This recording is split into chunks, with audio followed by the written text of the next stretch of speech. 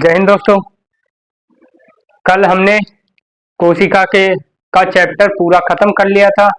आज हमारा नया टॉपिक है ऊतक के बारे में। ऊतक क्या होता है, इसका कार्य या कैसे बनता है ऊतक, इस सब के बारे में आज हम जानेंगे। कल हमने कोशिका के बारे में, इसके प्रकार सब कुछ पढ़ लिया था। आज ऊतक के बारे में पढ़ेंगे। ऊतक कितने प्रकार के होते हैं, ऊतक किससे मिलके बना होता है, इस सब के बारे में आज पढ़ने वाले हैं। तो चलिए शुरू करते हैं। ऊतक जंतु एवं पादप या वनस्पति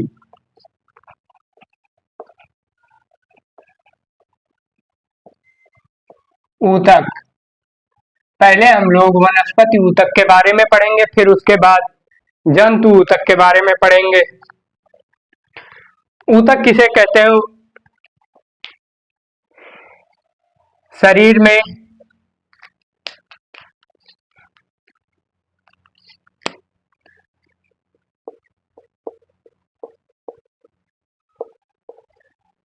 एक ही प्रकार की छोटी छोटी कोशिकाओं से मिलके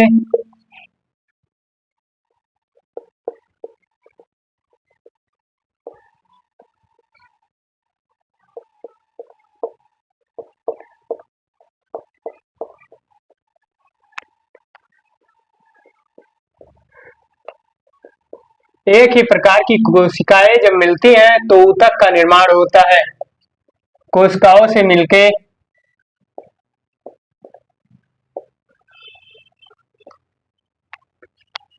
ऊतक बनता है। एक ही प्रकार की कोशिका का मतलब, जैसे कि हमारा नर्वस सिस्टम बना है, यह नर्वस सिस्टम बनने के लिए न्यूरॉन सेल, कई प्रकार की न्यूरॉन सेल मिलके ऊतक का निर्माण की, न्यूरॉन्स ऊतक का निर्माण की, फिर उसके बाद न्यूरॉन नर्वस सिस्टम हमारा पूरा तैयार हुआ। तो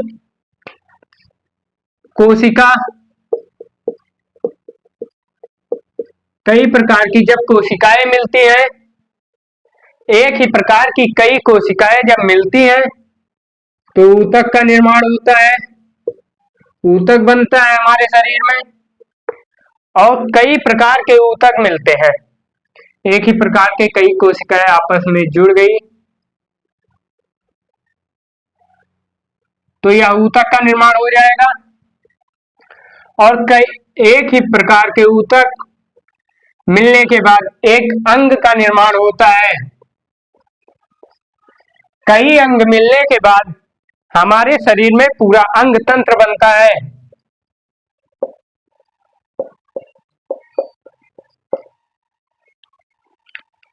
इसी प्रकार से पेड़ पौधों में भी चलता रहता है।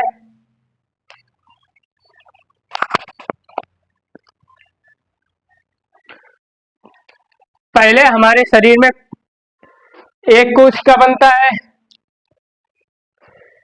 जैसे कि हम लोग जब इसका वर्गीकरण पढ़ते हैं तो प्रोटोजोआ, पोरीफेरा, सिलिन, ट्रेटा, प्लेटी, एल्मेंथेज, इसी प्रकार से पढ़ते हैं। तो प्रोटोजोआ में केवल एक कोशिकीय पाए जाते हैं, और कई प्रकार की कोशिकाएं जब मिलती हैं तो हम ऊतक का निर्माण होता है। जब एक ही प्रकार के कई ऊतक मिलते हैं तो अंग का निर्माण होता है, कई अंग मिलते हैं तो अंग तंत्र का निर्माण होता है।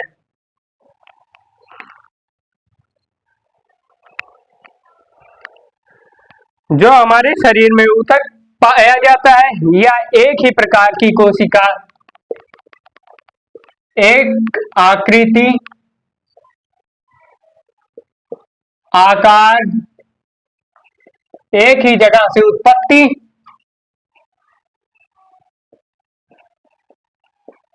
हुआ होता है, और इसके कोई इंडिविजुअल कार्य होते हैं, इसका कोई कार्य होता है। जैसे कि हमारे लीवर सेल जो होते हैं, कई लीवर सेल जब मिलते हैं तो लीवर की ऊतक बनता है। इसके अलग अलग कार्य हैं। इसी प्रकार एक प्रकार का ऊतक एक ही कार्य के लिए उत्तरदायी होता है। सामूहिक रूप से जीवधारी के शरीर में किसी विशेष क्रिया को संपन्न करती है। ऊतक जो होता है किसी विशेष क्रिया को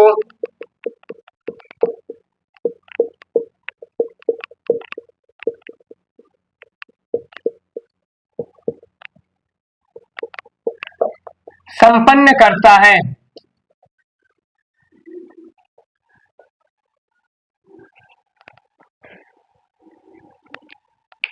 ऊतक शरीर में एक ही प्रकार की छोटी छोटी कोशिकाओं से मिलकर ऊतक बना होता है। एक आकृति आकार उत्पत्ति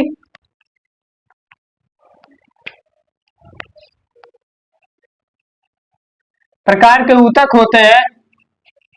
एक ही प्रकार के ऊतक जब मिलते हैं एक ही प्रकार के ऊतक जब मिलते हैं तो अंग का निर्माण होता है। तो ऊतक की परिभाषा हमने जान ली। तो ऊतक कितने प्रकार के होते हैं? तो जंतु ऊतक एवं वनस्पति ऊतक के बारे में हम पढ़ने वाले हैं। तो सबसे पहले हम लोग पादप ऊतक के बारे में पढ़ेंगे।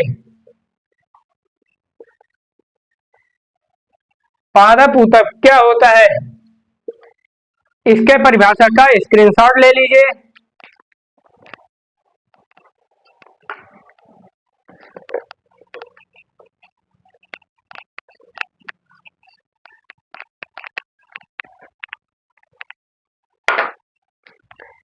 पादप ऊतक पौधों में पाई जाने वाली ऊतक को पादप ऊतक कहते हैं। यह मुख्यतः दो प्रकार की होती हैं। पादप ऊतक दो प्रकार की होती है, विभाज्योतकी ऊतक और अस्थायी ऊतक। विभाज्योतकी ऊतक विभाज्योतक और दूसरा अस्थायी ऊतक।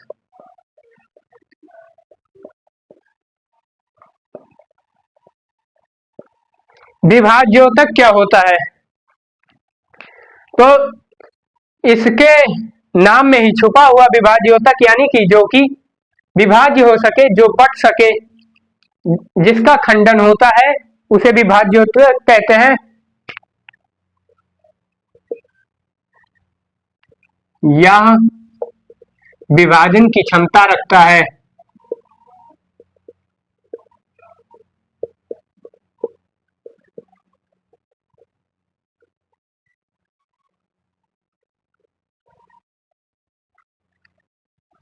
और अस्थायी ऊतक क्या होते हैं? अस्थायी ऊतक जो होते हैं इनमें विभाजन नहीं होता। अस्थायी ऊतक में विभाजन नहीं होता है।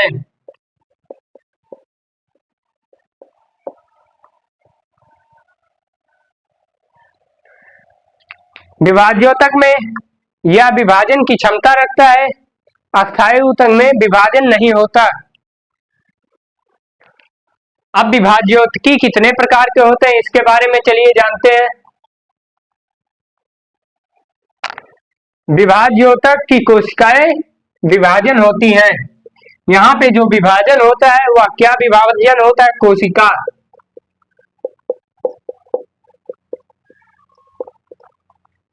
विभाज्योतकी ऊतक में ही पौधे की लंबाई शीर्ष पे जो बढ़ता रहता है, मोटाई जो बढ़ती रहती है, या विभाज्योतकी ऊतक के कारण ही बढ़ता है। या कितने प्रकार के होते हैं विभाज्योतकी ऊतक? 3 प्रकार के होते हैं।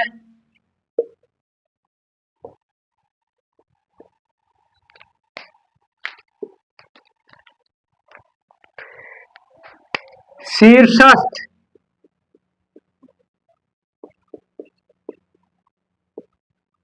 शीर्षस्थ ऊतक विभाज्योतक, पार्श्व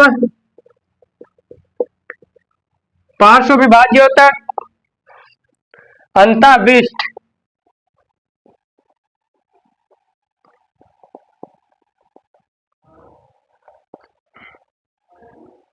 अंतःविष्ट विभाज्योतक।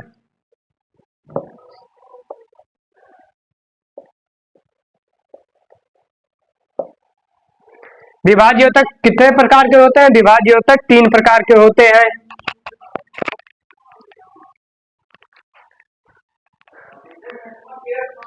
पहला शीर्षस्थ, दूसरा पार्श्व, तीसरा अंतर्विष्ट।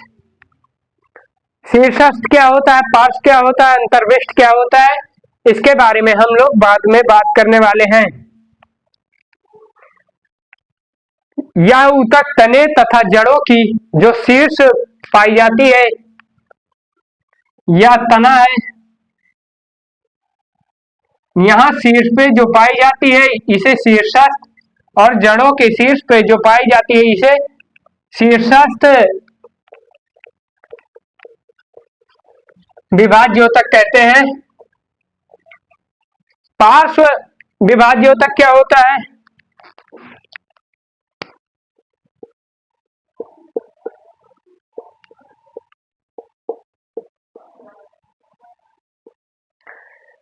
पार्श्व विभाज्य ऊतक क्या होता है? पार्श्व विभाज्य ऊतक जो होता है या पौधों की मोटाई, जिससे पौधे मोटे होते हैं, पौधों की मोटाई में यह सहायता देता है। यह मोटाई के लिए कारगर होता है। तीसरा अंतःविष्ट, ये पत्तियों एवं वृंत में, अंतर्विष्ट जो होती हैं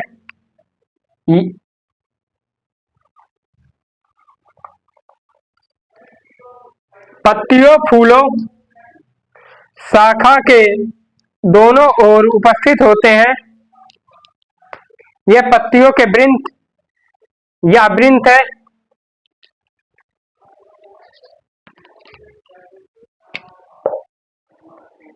पत्तियों के वृंत में उपस्थित होते हैं।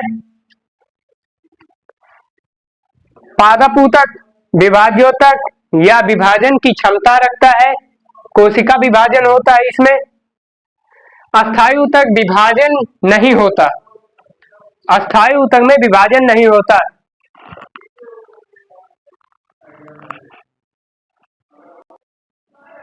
तो चलिए जितना पढ़े हैं पहले इतना दोहरा लेते हैं, रिपीट कर लेते हैं, फिर उसके बाद आगे अस्थायी ऊतक कितने प्रकार के होते हैं इसके बारे में जानेंगे और इसकी परिभाषा कल लिखाएंगे। तो चलिए अस्थायी ऊतक कितने प्रकार के होते हैं इसके बारे में अभी जानते हैं। पहले विभाज्य ऊतक या विभाजन की क्षमता नहीं रखता, यह 3 प्रकार का होता है। शीर्षस्थ, यह ऊपरी सतह पर पाया जाता है, जड़ों में, निचली सतह में, जिससे यह अपनी लंबाई बढ़ाता है। पार्श्व विभाज्योतक, यह पौधों की मोटाई या पौधों की बगल में पाया जाता है या मोटाई के लिए जाना जाता है। अंतःविष्ट या पत्तियों, फूलों के पार्श्व वृंत पे पाया जाता है। तो अब चलिए अस्थायी ऊतक के प्रकार के बारे में जानते हैं। अस्थायी ऊतक कितने प्रकार के होते हैं?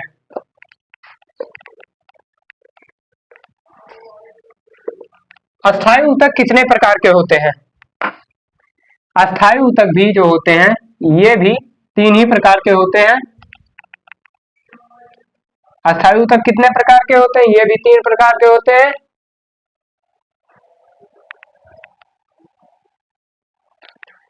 स्थूल कोण ऊतक,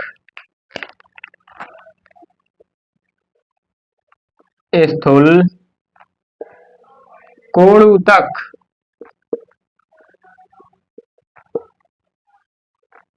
पहला स्थूल कोण ऊतक, दूसरा मृदोतक,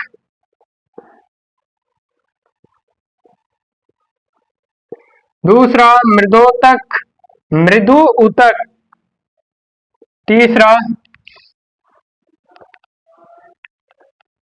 तीसरा जो है दृढ़ ऊतक।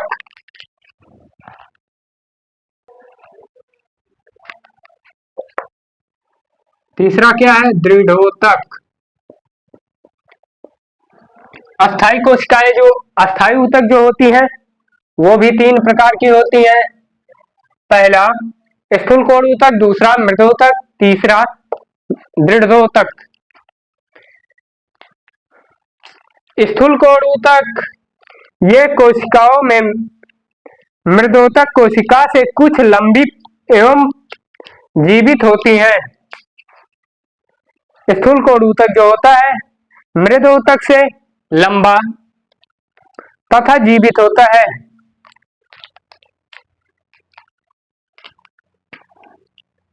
लंबा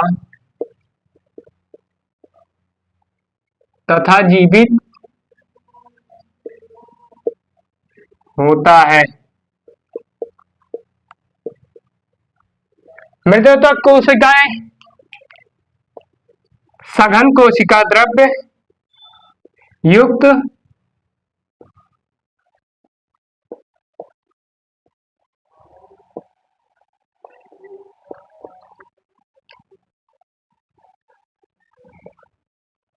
मृदोतक जो होती है वो सघन कोशिका द्रव्य युक्त होता है।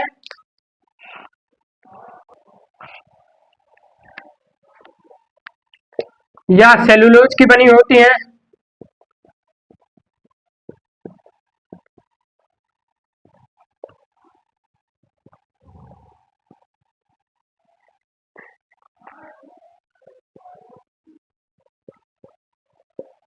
मृदोतक जो होती है वह सेलुलोज की बनी होती है या भी जीवित कोशिकाएं होती हैं।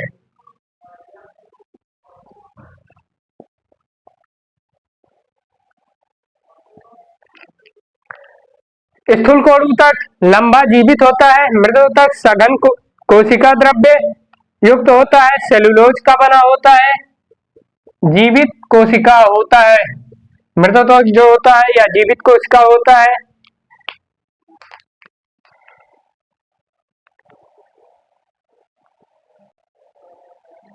तीसरा दृढ़ोतक।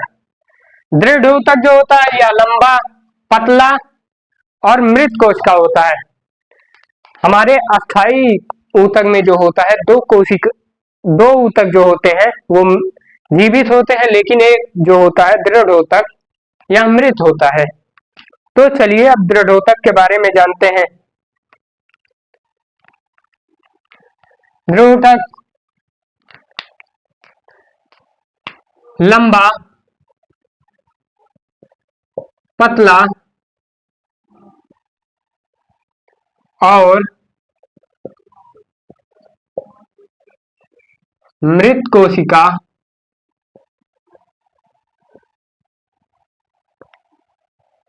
होता है। तो आज हम लोगों ने पादप ऊतक के विभाजन के बारे में जाना और ऊतक की परिभाषा के बारे में जाना। तो एक बार इसे रिपीट कर लेते हैं। जंतु एवं पादप ऊतक के बारे में हम पढ़ रहे हैं। पादप ऊतक दो प्रकार की होती है, विभाज्य ऊतक, अस्थायी ऊतक। अस्थायी विभाज्य ऊतक 3 प्रकार का होता है, अस्थायी ऊतक 3 प्रकार का होता है। विभाज्य ऊतक के प्रकार के बारे में हमने बताया। अस्थायी ऊतक या विभाजन नहीं होता। पहला स्थूल कोण ऊतक, दूसरा मृदोतक, तीसरा दृढ़ोतक। स्थूल कोण ऊतक लंबा तथा जीवित होता है। मृदोतक सघन कोशिका द्रव्य युक्त होता है, जीवित कोशिका होता है, सेलुलोज का बना होता है। मृदोतक जो होता है यह सघन कोशिका द्रव्य, इसका जो कोशिका द्रव्य होता है वह सघन होता है और यह जीवित कोशिका होता है, सेलुलोज का बना होता है। सेलुलोज कार्बोहाइड्रेट का पॉलीसेकेराइड है। दृढ़ोतक लंबा, पतला होता है और यह मृत होता है। तो कल हम विभाज्य ऊतक के बारे में पढ़ेंगे, इसके प्रकार की पूरा डिटेल से जानेंगे। फिर उसके बाद अस्थायी ऊतक के बारे में पूरा डिटेल्स में जानेंगे। स्थूल कोण ऊतक क्या होता है, अभी ये तो ऊपरी हिस्सा है, या SSC, UPSC, NDA class 9th, 10th, 11th, 12th सबके लिए मोस्ट इंपॉर्टेंट है। अगर वीडियो पसंद आए तो चैनल को सब्सक्राइब और लाइक जरूर करें। धन्यवाद। तो कल मिलते हैं